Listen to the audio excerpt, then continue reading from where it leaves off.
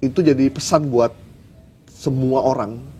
Orang yang udah sebegitu powerfulnya di negeri ini, yang kakinya ada di mana-mana, itu nggak berdaya juga. Jadi pesan buat semua nih. Jadi jangan merasa the untouchable, jangan merasa dekat dengan presiden, jangan merasa udah membayar semua orang, terus akhirnya dia bisa semena-mena dengan rakyat Indonesia. Ini pesannya aja nih. Dan kita harapkan Pak Prabowo konsisten dengan.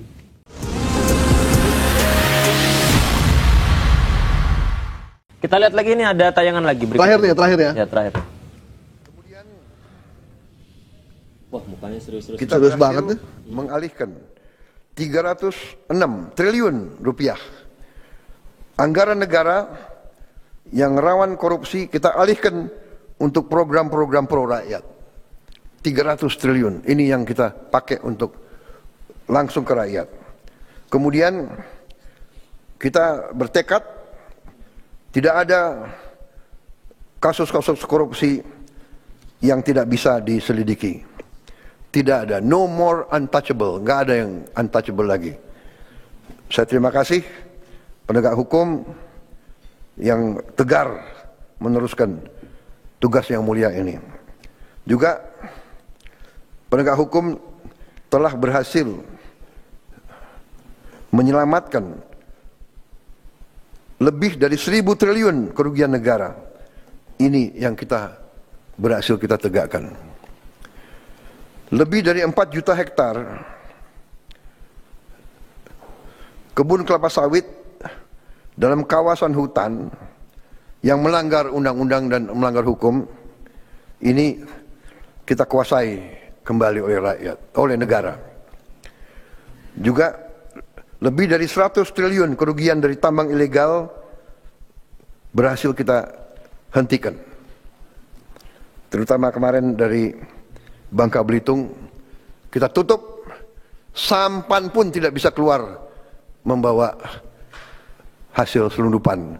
Saya dilaporkan yang terakhir itu 1 sampan, isinya timah, berhasil ditangkap oleh Angkatan Laut kita. Ini kita hentikan, dan ini kita menyelamatkan kurang lebih 45 triliun 1 tahun. Nomor untouchable. Ya, nggak ada lagi sekarang. The untouchable itu cuma ada di film. Di eranya Prabowo nggak ada sekarang. Mau tahu contohnya? Gimana? Itu mafia migas. Nah, ya. Sekarang udah nggak ada lagi. Kita nyebut ini mafia migas nih, udah the untouchable. Duitnya mengalir ke aparat, duitnya mengalir ke kementerian, ngalir ke parlemen, ngalir ke pengamat, ngalir ke media, ngalir ke sini, nggak bisa disentuh. Ternyata nggak juga. Ternyata bisa dipanggil juga, ternyata bisa didor juga, ternyata bisa disita juga, dan apa yang terjadi dengan kasus migas yang kemarin itu, yang melibatkan orang besar itu, orang yang udah berbisnis migas dari sejak zaman Soeharto, itu jadi pesan buat semua orang yang udah sebegitu powerfulnya di negeri ini, yang kakinya ada di mana-mana, itu nggak berdaya juga. Jadi pesan buat semua nih, jadi jangan merasa the untouchable, jangan merasa dekat dengan presiden, jangan merasa udah membayar semua orang, terus akhirnya dia bisa semena-mena dengan rakyat Indonesia. Ini pesannya aja nih. Yang kita harapkan Pak Prabowo konsisten dengan sikap ini. Yang paling penting adalah orang-orang sekitarnya. Biasanya kan banyak orang yang menikmati ya orang-orang sekitarnya itu, yang akhirnya goyah juga. Karena pasti godaannya luar biasa, Yud. Iya. Godaannya luar biasa. Ini dialamin sama Pak Wamen sebelumnya. Oh iya, Wamen Noel. Yang Pak Prabowo bilang sangat disayangkan. Ternyata dia tidak sekuat yang saya kira. Berarti godaan-godaan itu sekarang pun sedang dihadapi oleh jajaran kementerian. Oh iya. Itu stafsus tuh godaannya juga besar tuh. Kan orang mau ketemu menteri, saya ngalamin langsung ya. Ada stafsus kementerian yang ditelepon untuk bisa nggak dudukkan saya satu meja dengan menteri lo.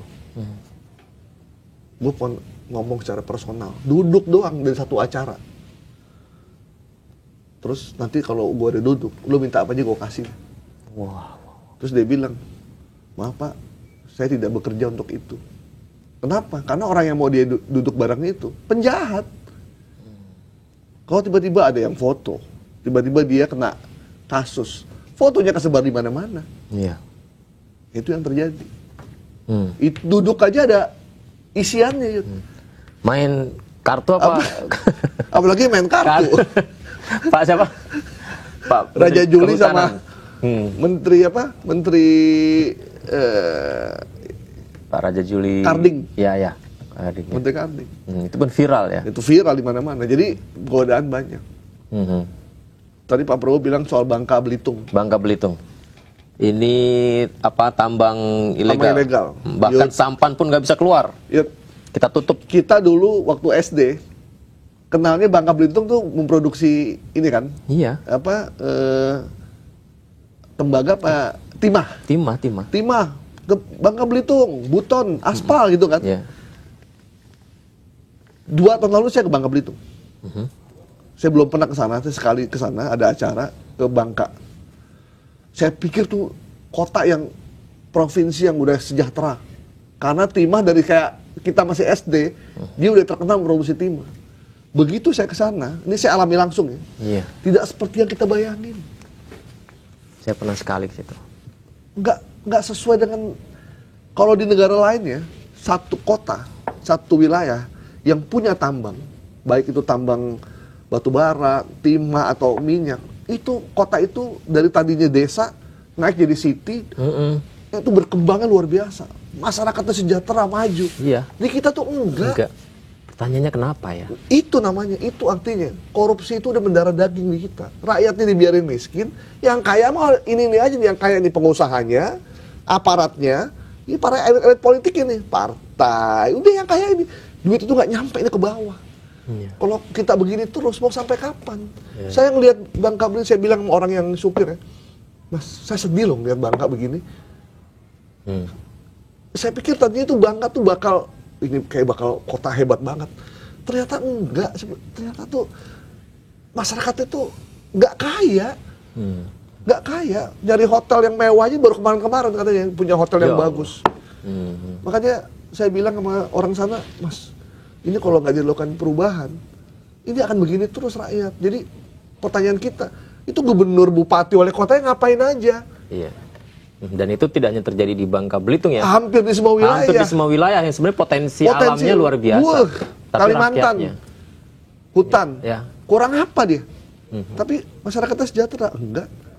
Ya, saya pernah ke Bengkulu, itu potensi wisata di pantai itu. Wah, Apalagi Bengkulu. Itu. Saya sedih deh kalau ngelihat Bengkulu, ngelihat beberapa wilayah. Ya, semoga saja rakyat Indonesia layak untuk mendapatkan kesejahteraan, Mas Gai. Ya, layak. kita harus membangunkan kesadaran kepada publik bahwa rakyat Indonesia berhak kaya. Ya. Kita berhak kaya karena kita punya sumber daya yang luar biasa.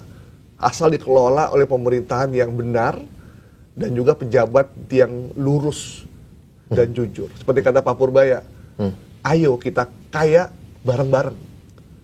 Merinding saya. Merinding. Kaya bareng-bareng, itu yang membuat kita jadi, ini yang kita mau, kaya bareng-bareng. Jangan yang kaya cuma lulu aja yang kaya, kita yang kerja tiap hari, pagi sore siang malam naik KRL, naik bis, jatuh bangun siang malam, panas. Sementara yang lainnya totot wok wok. Totot wuk wuk. Oke, Mas Gaib, semoga Presiden Prabowo Subianto mewujudkan harapan kita bersama-sama itu ya. Kaya bareng-bareng. Terima kasih. The Comment. Kita akan jumpa lagi di lain kesempatan.